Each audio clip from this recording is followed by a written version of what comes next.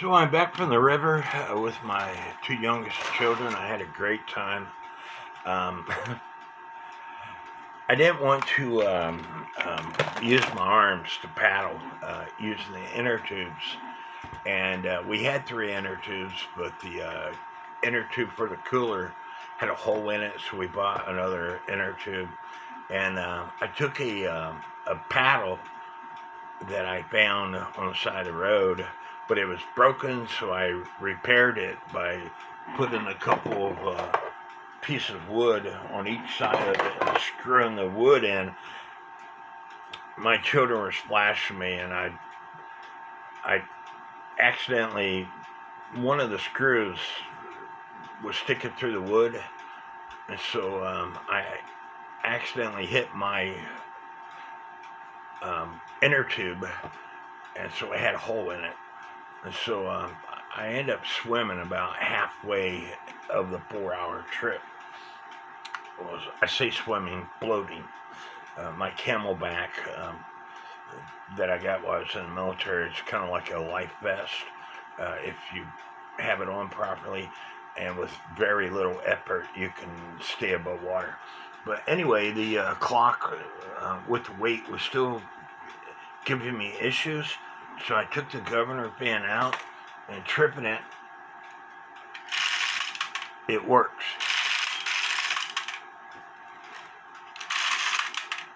So it tells me that the governor fan needed adjusting. So I adjusted the governor fan. I'm going to put it back in and see what happens.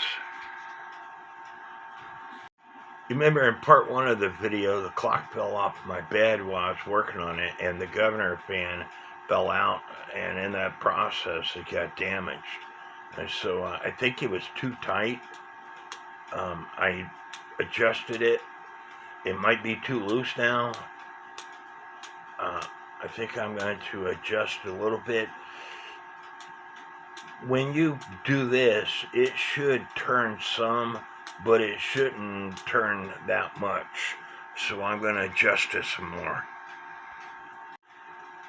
And the way I adjusted it, I put it on this block of wood. I put a screwdriver on the where the round bent shaft is, and then I tapped it with a pair of pliers. And so now it's adjusted to where when I flick it, it'll turn, but it doesn't make complete revolutions. And that's the way it should be. Before it was too tight, and I believe, and so I think that should resolve it. And I was mad because this lever here came off. But, however, because it came off, I figured out that at certain times, this lever is turned and will get on the other side of that lever wheel to hit those 4 pins.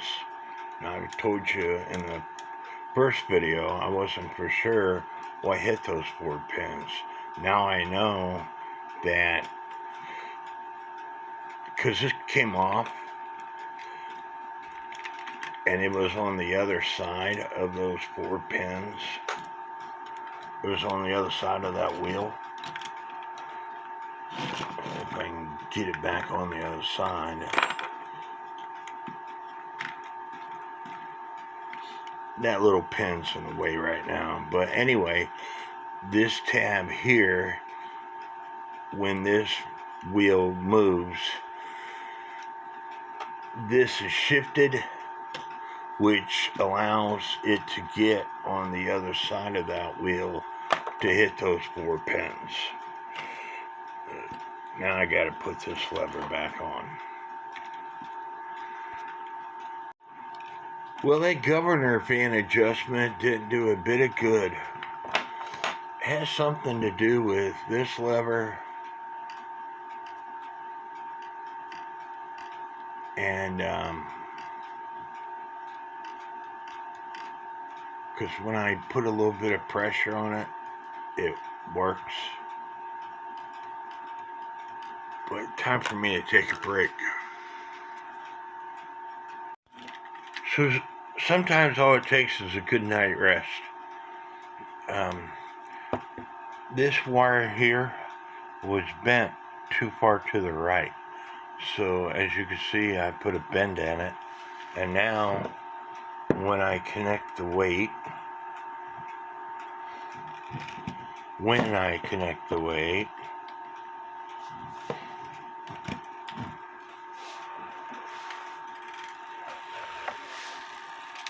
and when I trip it,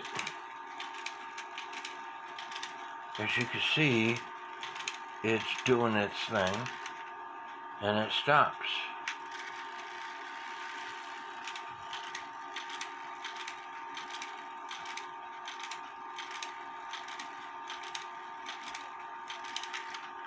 That wire was putting too much pressure on it. Now I did, however, add this spring. That way this lever here drops to stop the clock from striking. Sometimes it would stop and sometimes it wouldn't. So I just added this spring to make sure it does stop.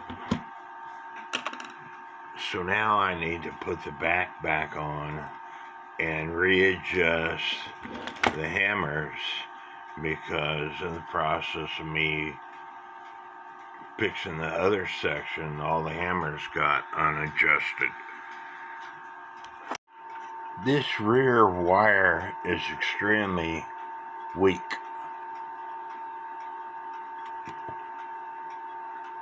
I shouldn't be able to bend it that easily.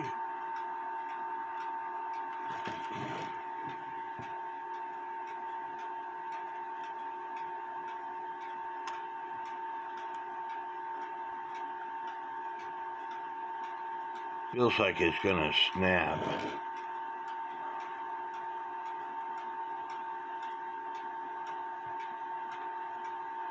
I think it's the wire's loose in the shaft.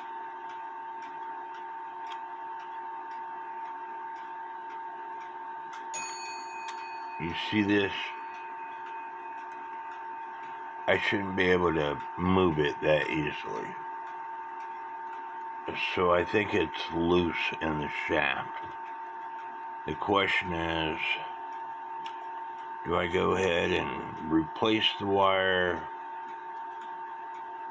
or adjust it?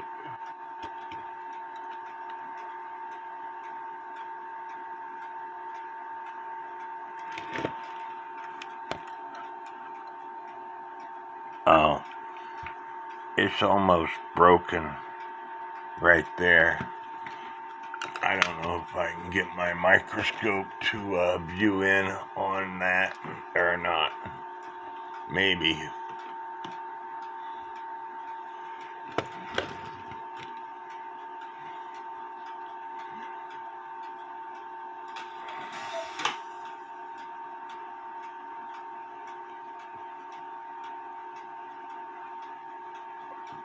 Stand by and let me see if I can get it to zoom in so you can see what I'm seeing.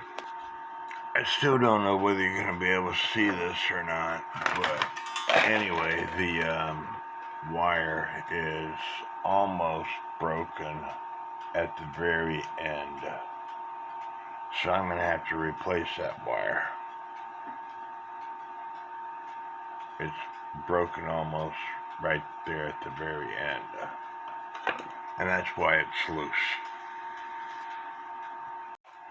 Anybody who works on clocks knows this task oh so well, because when you are working on clocks, I guarantee you that parts are gonna fly, and you're gonna want to sweep up your floor to find those parts.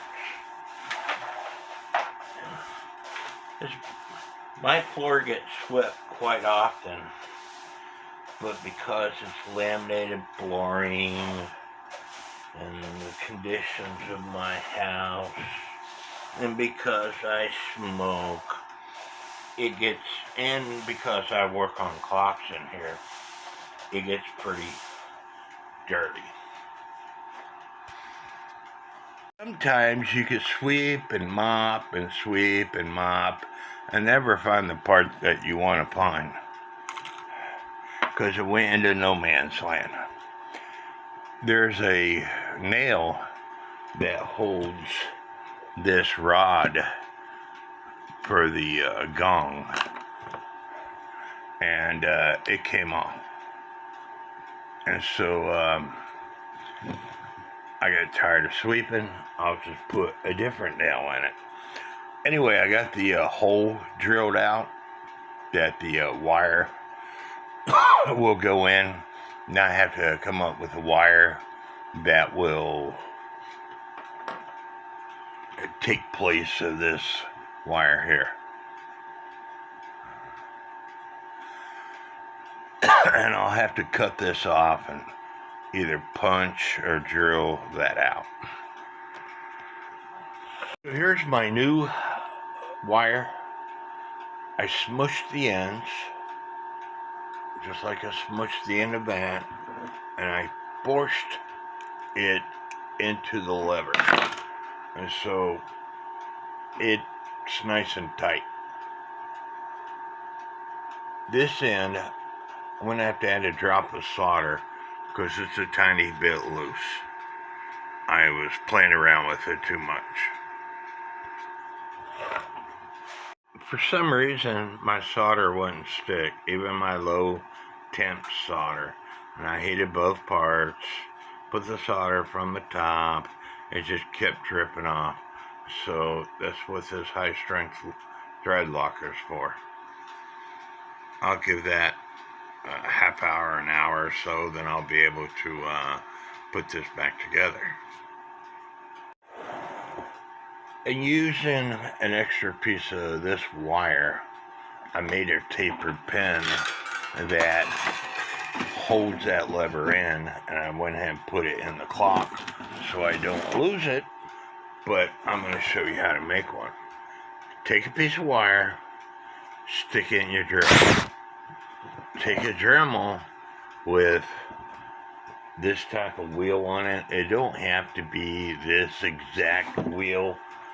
Dremel rotary tool products come with all kinds of wheels. You could use a sanding disc that goes on the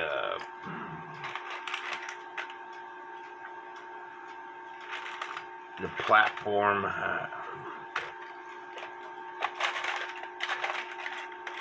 I'm trying to find, here's mine. It goes on this thing here, and you tighten that screw down to hold that sanding disc in place. You could use something like that. Like I said, there's all kinds of products that you could use. Turning the rotary tool on, and I say Dremel because it's a brand name Dremel. I bought this 30 years ago. They make rotary tools that's, you can buy a cheap one at Harbor Freight for like $10.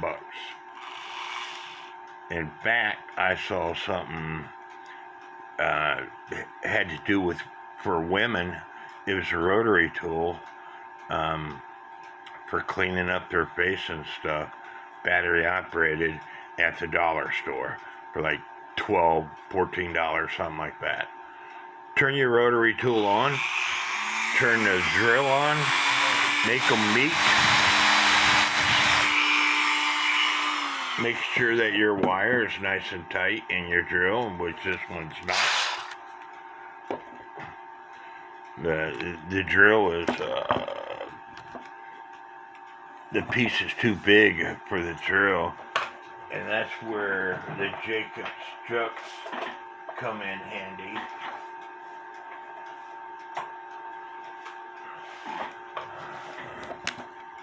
I've got a drill bit in this one, so I'm going to take the drill bit out.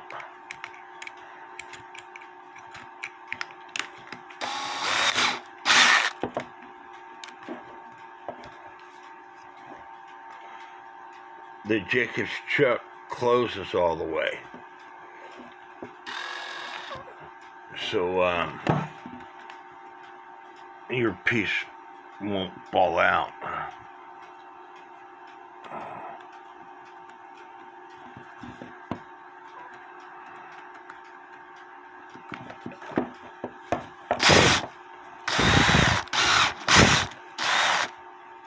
Now that won't come out, or it shouldn't come out.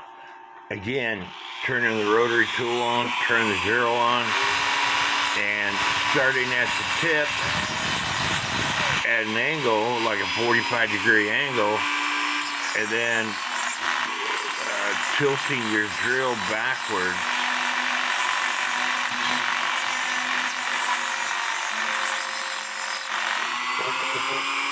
And so,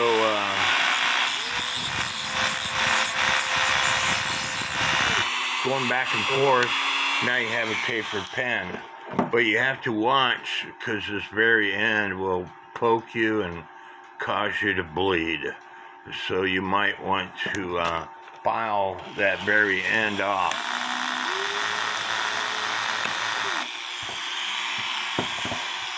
Or cut it off. I bent my wire. But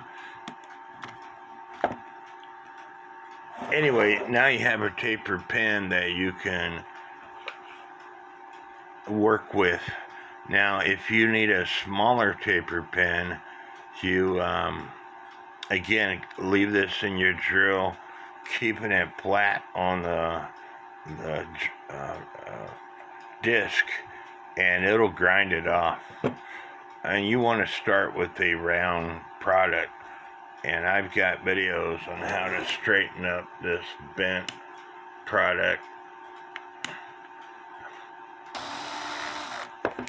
Let me stick this thing back in, and I'm going to show you how real fast, how to straighten it out.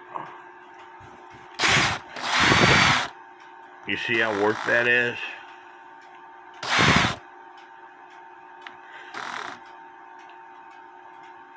It's not a very good example.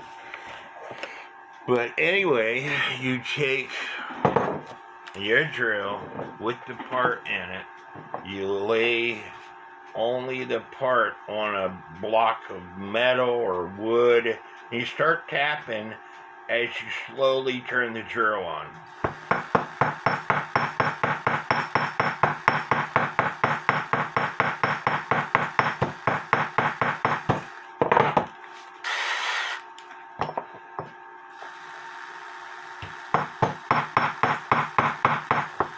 And making sure you're working parallel with the material. And when you're done,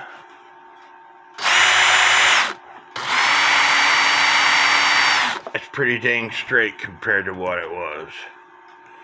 But anyway, I'm still waiting on the parts to dry. But I was wanting to show you, if you don't have any tapered pens, I've got tapered pens. They're made in India. They break really easily. So I always make my tapered pens. Okay, first of all, it made no sense. You see this post? It's longer than this post. It made no sense for this hammer to go to the gong closest to the movement. And so I rearranged these levers, because when this was over here, this gong would pick up this gong no matter how I bent it. And so it makes more sense for this longer post hammer to go to the rear gong, the one farther away from the movement. And second of all, when I hook up the chain to the weight and trip it, it works fine until I put the nail into the nail hole. You know, I told you I lost that nail, and I think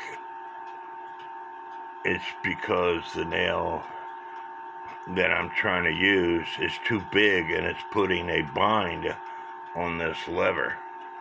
And so I'm going to use the smaller nail.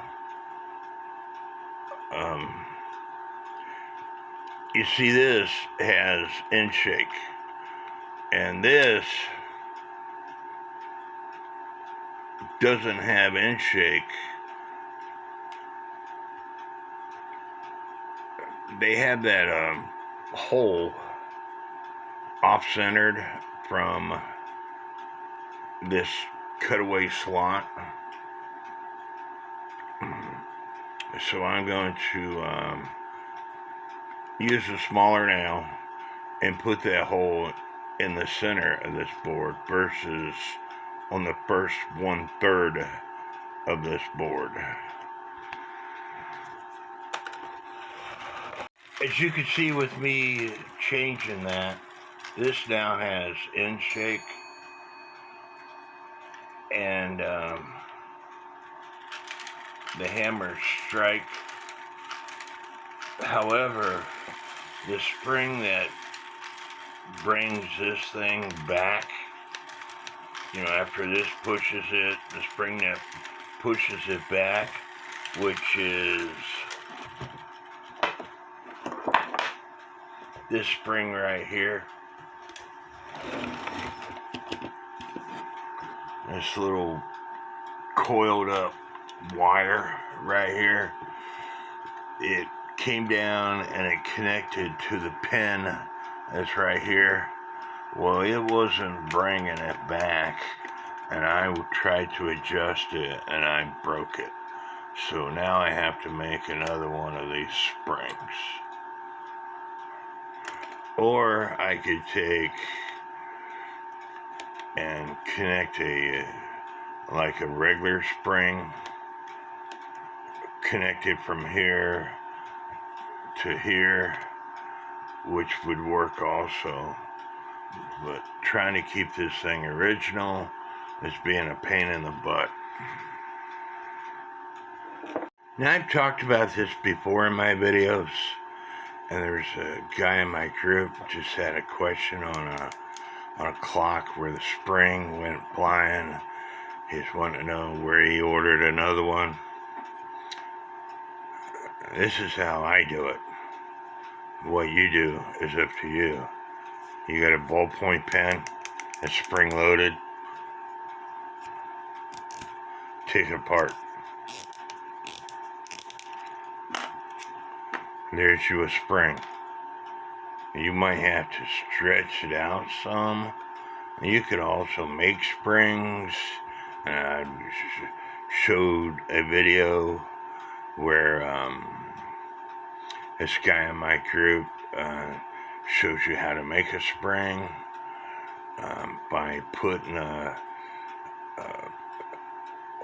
wire or screw inside your drill along with a piece of wire, turning your drill on, and it's going to make you a spring. You have to use the right kind of wire.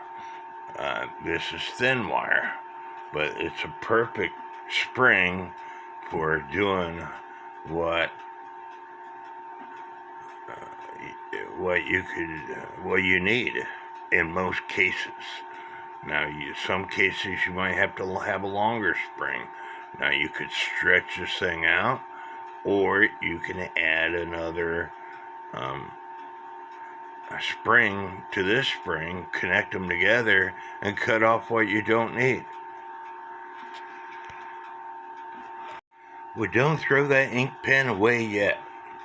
With the rest of the ink pen, you can actually use the cartridge to put it on the end of music boxes. This one's already got one on it, but as you can see, it fits really well. These side-mounted music boxes have these things. The top-mounted music boxes don't have this plastic sleeve. However, in some cases I found it's easier to install a plastic sleeve. That way you can adjust when the governor fan stops. The governor fan has to stop at the very last note when the music plays. Because if it doesn't, then the lever is going to keep on going into the hole of the drum. I've got videos that explains all this stuff. And if it keeps on going into the hole of the drum, to get it out of that drum is extremely difficult.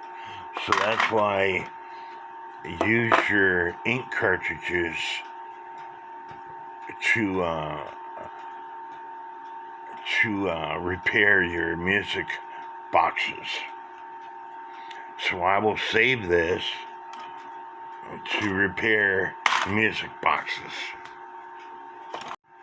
Now that you got the spring and the cartridge out of this ink pen, you could throw the rest of it away unless you can think of something else that you could use this thing for. You can actually, I just thought of this. I went floating with my kids. Connect this to your compressor side to put this into the inner tube to blow up the inner tubes. I think that'll work. Been adjusting the hammers. That's about as close as I'm gonna get it.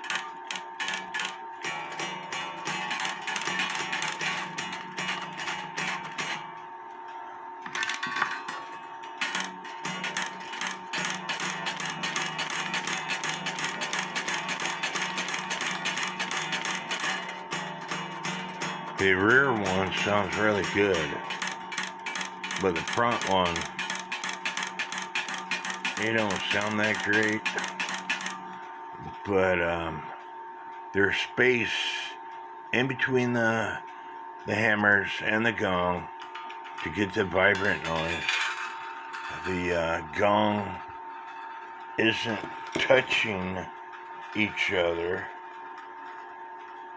And when I put it into the slots,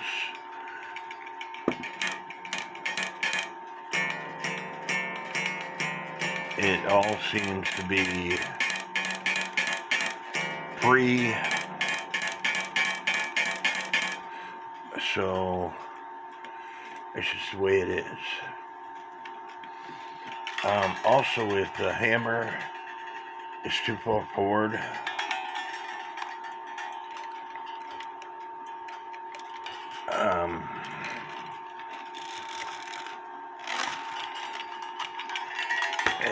the lever will not go into the slot.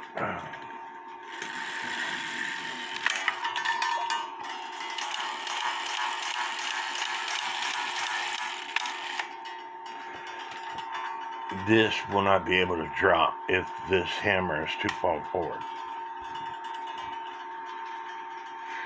It's time to nail the case, the back door on, and then do a function test. I'm getting close. I chose to put a spring here versus making another spring here. I left this here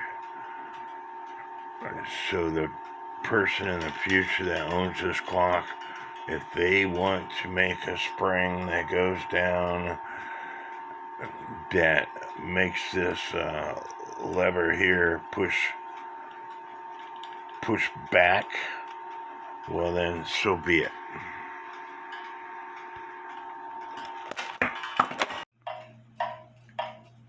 Before I do put the face and everything else back on, I need to make sure I got it in beat. As you can see, my homemade pendulum it's working just fine. I still need to put a drawing, carve the pendulum bob, but this is just a test of all tests. Seems to be in beat. I'm going to leave it running for a while.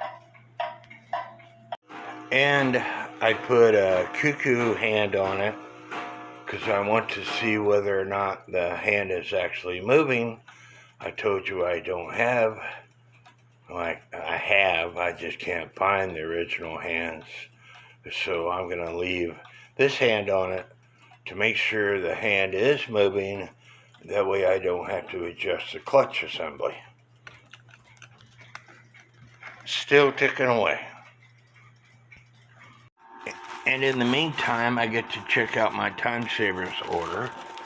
All this, to include shipping, cost me around $54. With this pendulum being the most expensive, it's for a Dutch clock that I have. I didn't have enough pendulums.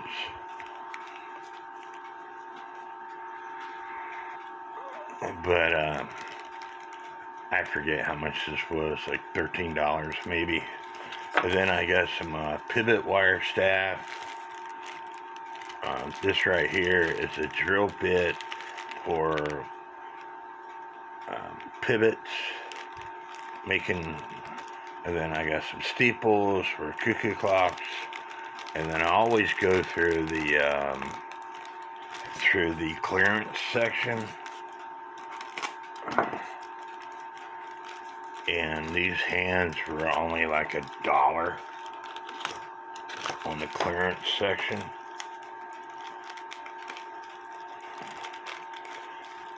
And when you have as many clocks as I have, ordering hands, it's not going to hurt you. I don't think that I think I got a set of hands exactly like this, and I don't think this hand is going to fit on that shaft of that Surrerwerk clock. And so I need to specifically order a set of hands for that Surrerwerk clock if I don't find the original hands. They're around here somewhere, and it's taken me 4 years to get this clock where it's at. It might take me another 4 years to find the original hands. But I'm working on another Black Forest Sheild clock that no wonder it won't stay in there. The pivots is broken on it, and I got tired of cutting my drill bits up, so I ordered some pivot wire, and it has a lantern pinion that's screwed up, so I ordered some pivot wire to repair that lantern pinion that's screwed up.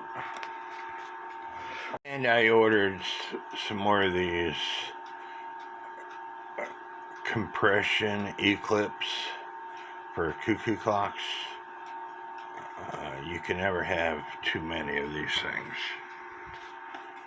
And this is how much it cost me: $39.25 for the parts, and then shipping was cheap, $8.70, and insurance, so $50.85 in full. And I ordered him the 821. It is now the 28th, I believe, 27th. So that's pretty fast. I took the pendulum off to see if the hand's going to turn. That way the system ticks faster, and that way I can see if the hands are turning. And you should be able to see them turn. It was a quarter after when I showed you, and I was about 16 minutes after, or so, so the hands are turning. So I'm happy with that.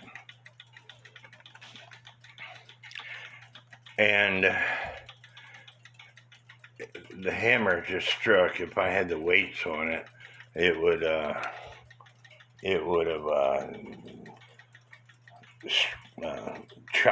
struck. The hammers would have struck. Now it's 18 minutes after, so the hands is turning. So I'm okay with that. So a friend of mine sent me these, and I'm like, what the heck are you 3D printing me sand dollars for? And he's like, Mark, they're not sand dollars. There's different sizes, and this is what they're for.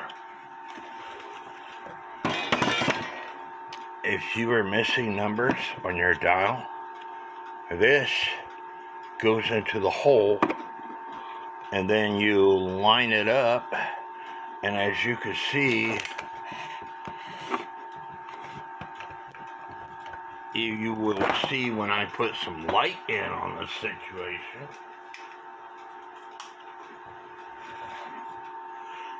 These lines line up perfectly with the numbers, and that way you don't have to guess where the numbers go. You can use these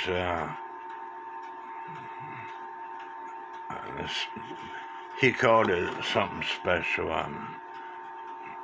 I can't think of the name, but it looks like a sand dollar to me.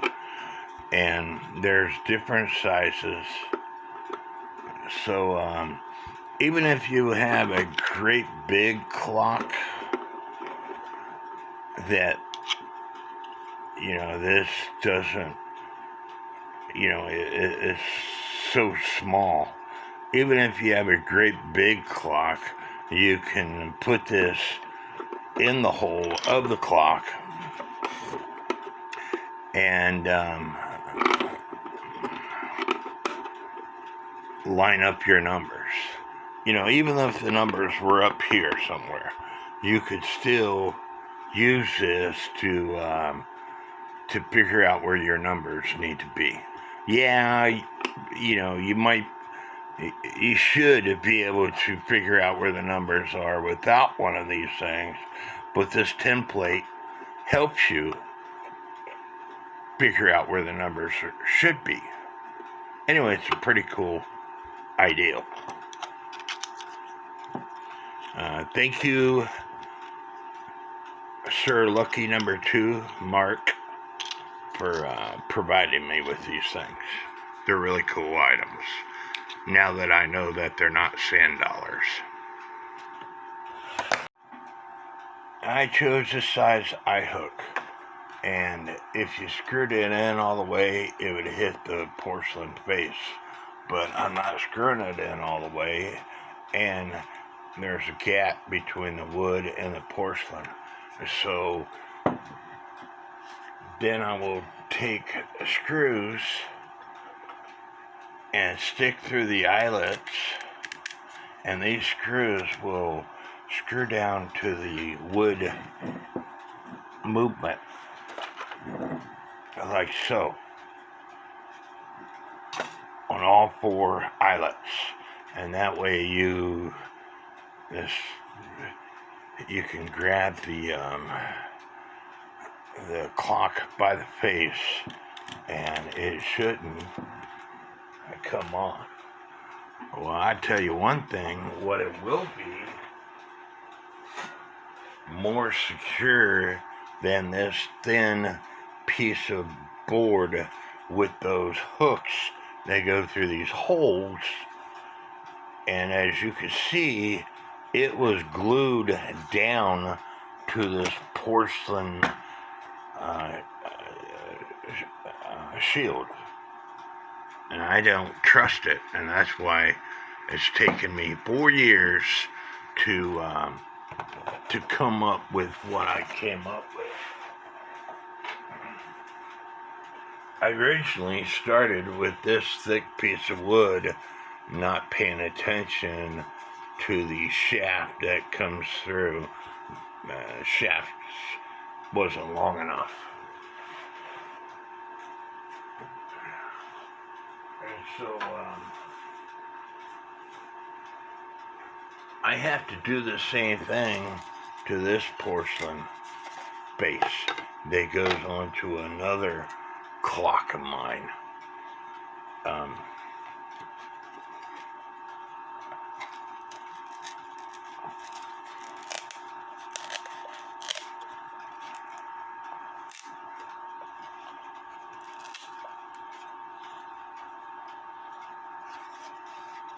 That is nice and secured. It takes a little bit of force to get this off. Now I've got the dial.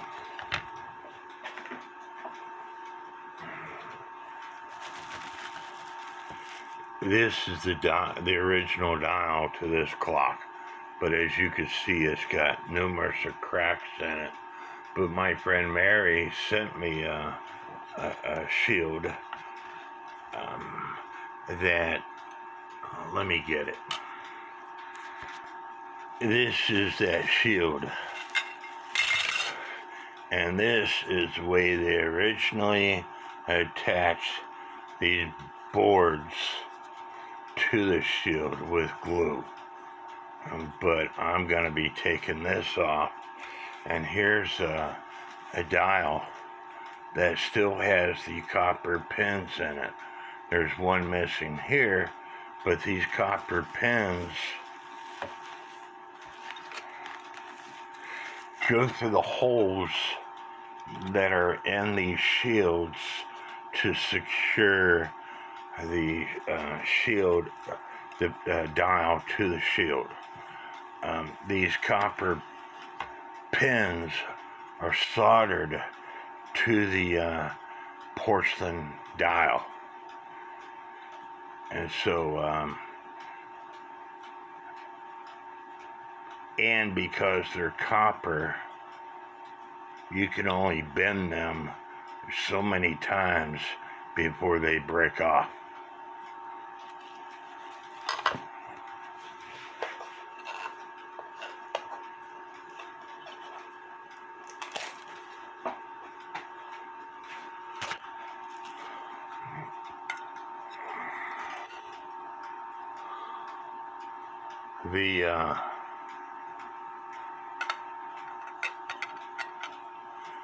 Unfortunately, this dial will not work for this Sheild because the wires are in different places. They're in at the 12, the 9, and the 5 o'clock position. Here they have to be in at 10, the 2, and the 6 o'clock position.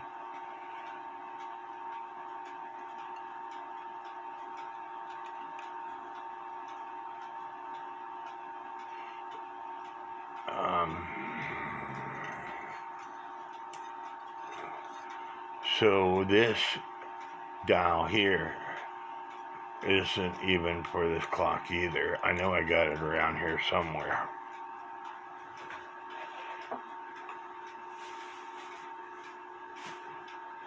But anyway, on this clock, because the pins are broken on the dial, and you can get them repaired. Somebody who knows what the heck they're doing can solder pins to this dial again. I suck at soldering, and I don't want to pay somebody, so I use fishing line. And if you using the 6 o'clock rule, you will not notice that there's fishing line on this, but there is fishing line that I put on to secure this dial in place.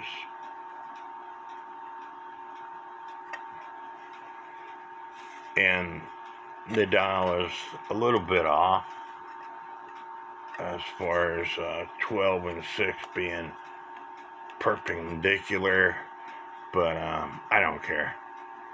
You know, the clock's been needing put back together for 4 years, and so I'm almost there, and I'm happy, and I could care less what people think about what I've done. It is suffice. The clock that the face that Mary sent me, it's built a little bit differently from all these other ones. The face is screwed to that board, and then there's little holes in the board to put the a dial, and they are at the right positions.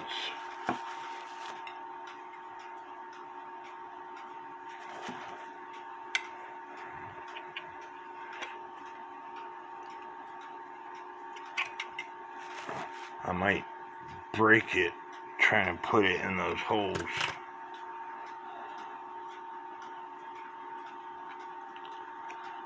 To show y'all what I'm talking about.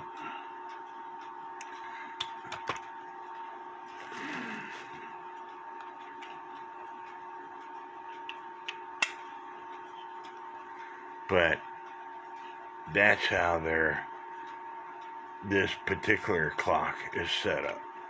But again, pins go into the boards. I don't trust it. I will not use this board for any clock that I have. This video is designed to show you how to adjust to put a novelty clock like this in beat. You have to be able to hang it up and adjust the crutch. Well, this is what these clamps are for. You put one of these clamps on your table,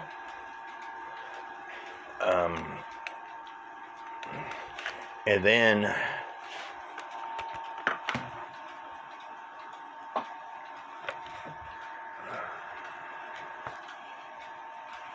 using another clamp, such as so, you clamp the clock to the first clamp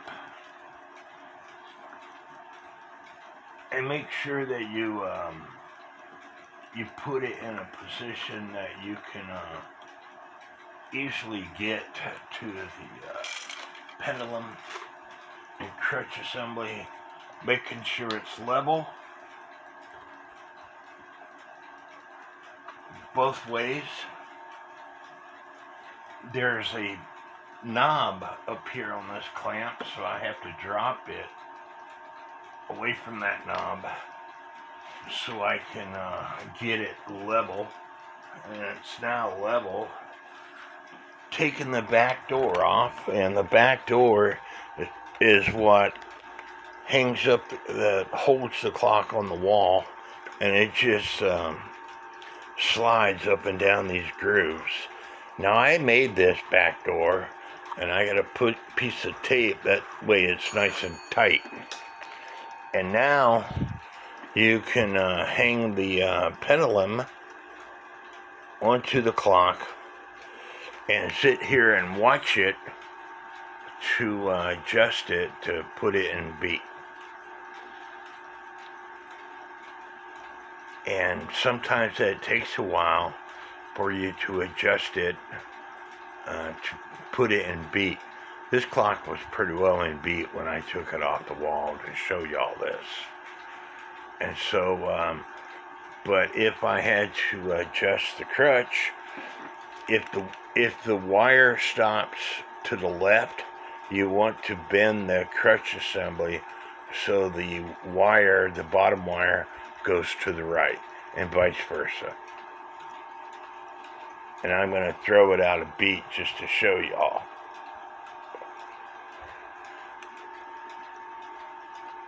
There it's ticking away, but it's going to stop to the left.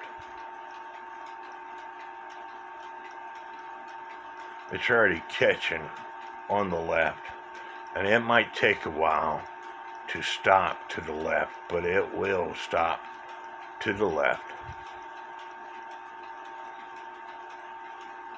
See it stopped? So you're going to bend the crutch assembly in the middle. Never ever adjust it up here. You'll break it. So adjust it in the middle so the bottom section goes to the right. And I have to do it off camera because I can't do it with one hand.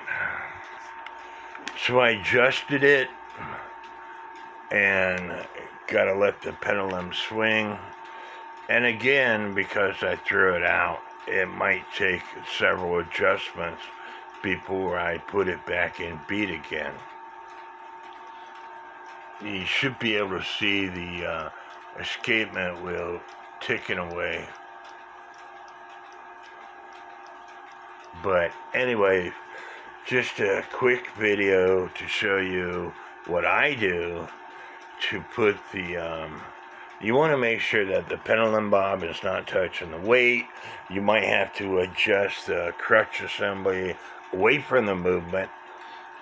Again, you don't want to make a lot of adjustments where it's at a 90 degree because these things will break. It's wire.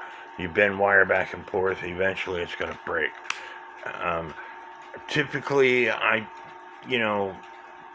these things could take a smaller weight, but typically I put a 275 gram or 320 gram weight on it because that's what I have. But they can take 175, 180 gram weights to make them run. They're novelty clocks. They were designed for people who go to Germany, spend all their money in Germany, touring the Black Forest or whatever, and instead of spending several $1,000s on a cuckoo clock or several $100s on a cuckoo clock, they want something to remind them of their trip, so they buy something like this for about $100 or so. And there's several different types of novelty clocks. We got this one right here that has a windmill on it. As it ticks, the windmill turns. We got this one right here, and I have to adjust it some more, or I got it on level.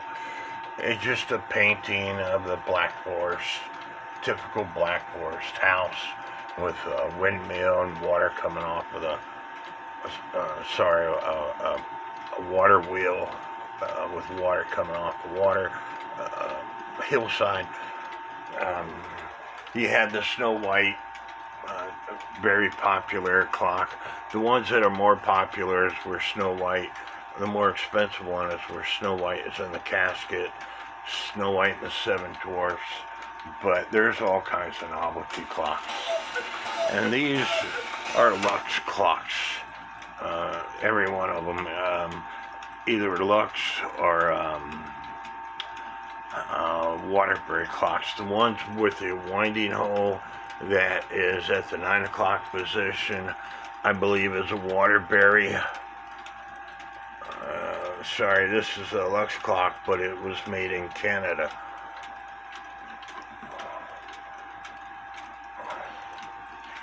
But really cool clocks. As you can see, they hang up in small spaces for the people who collect clocks. No, I don't have them all wound up. These are 30-hour clocks, and so I don't wind them up that often. But I've got them all over the place.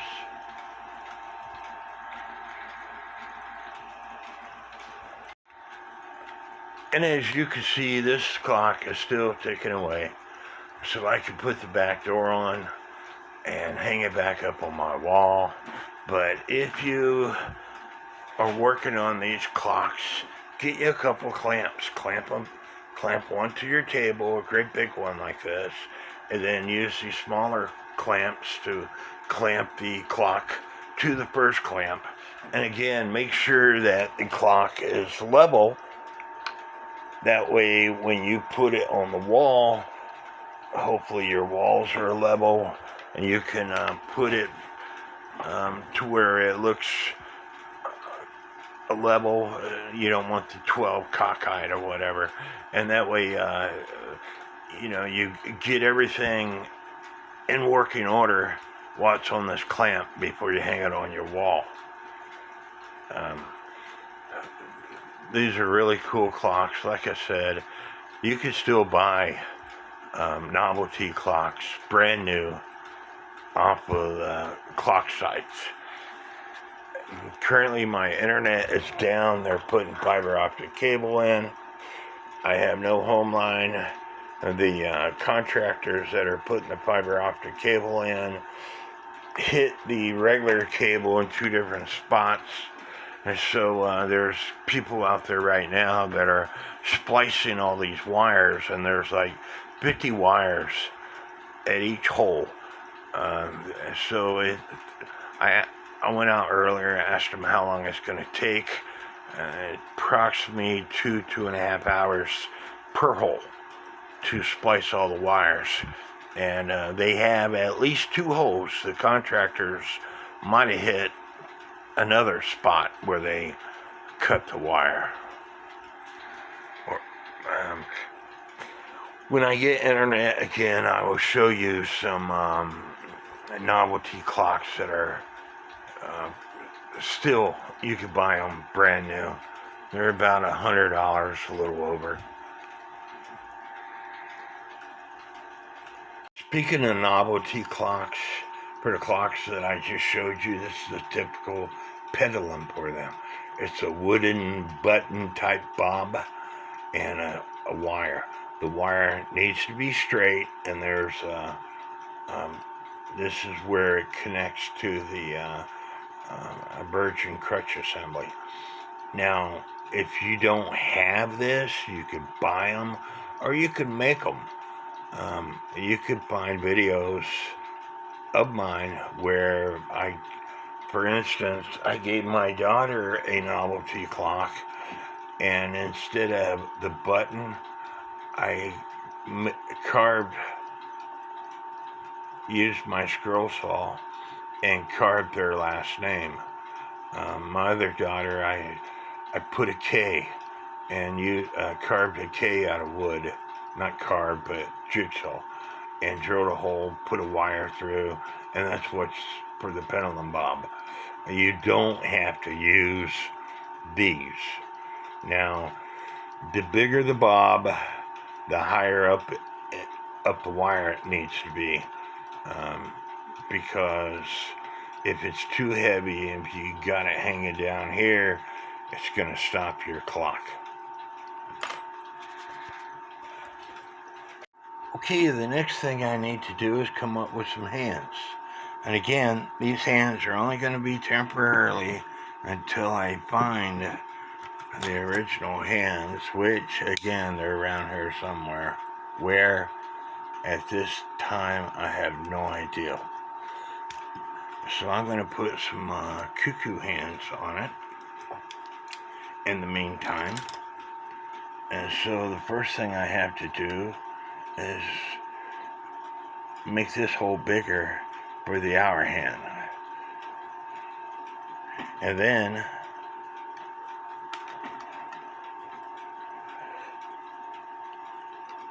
I need to, because this hole is a round hole hand, I'm going to put a square washer onto the hour shaft, then this hand, which will prevent this hand from going too far back, because the square washer is on it, and then another washer, and then a nut. And when you go to tighten it up, you only tighten it up just enough to where the hour hand is moving, and then you stop.